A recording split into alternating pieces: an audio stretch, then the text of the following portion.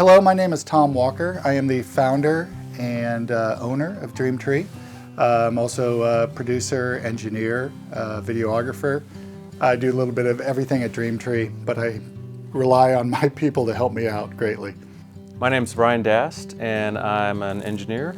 One thing I like about working here and working with Tom is that he's so open to my ideas and my thoughts about, well, what could we change? What could we do to improve things? Is everything working well? Is everything feeling good?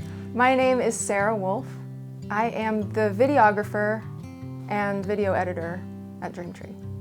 I play in a like acoustic Americana duo. We're a guy-girl duo. Surprise, surprise.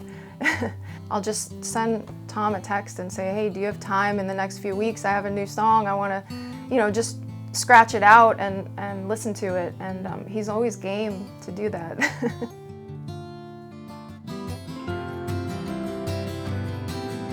The vision of Dreamtree is associated with getting young singer-songwriters to be better at their craft, how to play and how to perform and how to record, because recording is kind of a skill. We've done like songwriter workshops here led by a local high school music director.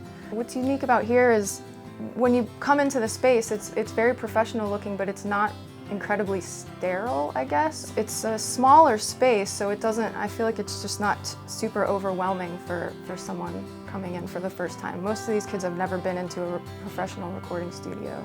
They're giddy and they're nervous, but it seems like they get comfortable pretty quickly. It's nice, it's intimate. There's not someone glaring at them behind the glass in an impersonal way. The acoustics are very, very nice. They're getting better with the upgrade of the studio as of late. I guess I was a little bit naive at first. I thought, like all early recording engineers and producers, I think they can do it with much less equipment, and said, I can do that. I'll just grab a computer. It's the digital age, a couple mics, a little preamp, and away we go. Well, I sort of learned the hard way that, yeah, you get, if that's your starting point, you kind of get mediocre results. So I think a lot of people, who aren't involved in music or recording on a daily basis don't really think about that. They just kind of think, well, you get a nice microphone and you put it in front of a person and they sing into it, and that's how music is made. And it's like, yeah, but there's so much more fun stuff you can do. When you're using the space and using the gear in a creative way. My sales engineer, Ben Porter at Sweetwater, turned me on to the idea of, enhancing the studio sonically. After a lot of discussion, he mentioned that, he said, really what it sounds like to me is that, your room is just not quite dialed. And I said, what do you mean? He just goes, well, you really need the acoustics to start out right. He highly recommended Gavin and Haverstick Designs. Naturally, we went in that direction.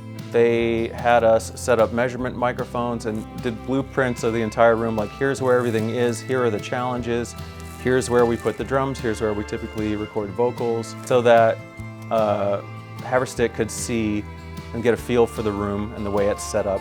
Gavin asked sort of what our goals were for the studio.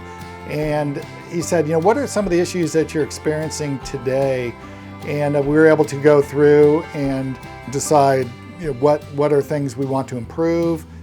Gavin was able to tailor the report to address those specific issues. So before any recommendations were made, the report was articulating and making it very clear what our issues were.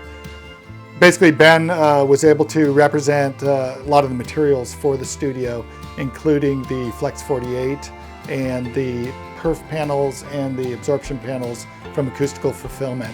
And the panels are beautiful. They're 4 inches thick, they're heavy, but they're easy to install at the same time. So we're really happy. They come in different fabric coverings. We were able to design not only the acoustic nature of the studio, but we were able to pick all the colors and shapes, which we were able to make the studio uniquely our own. The form and function absolutely go together. If you walk into a room and you go, oh, this is nice, it's gonna feel better and sound better, and you're just in a better mood the whole time, and you're making better decisions.